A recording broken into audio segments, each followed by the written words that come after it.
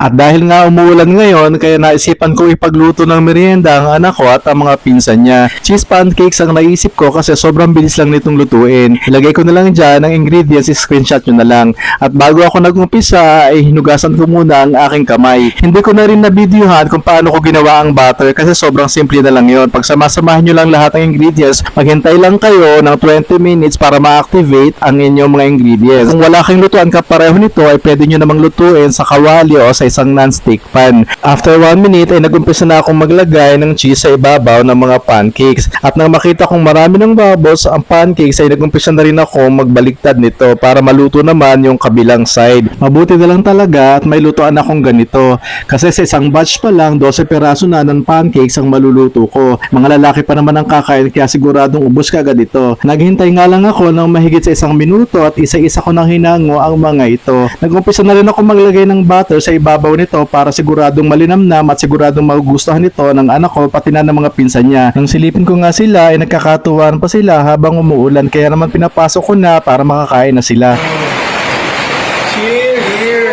Pati ako ay nagutom sa pagbabanding nila kaya kinakailangan ko na rin kumain. O sige na, kakain na muna ako. Bye bye, paalam!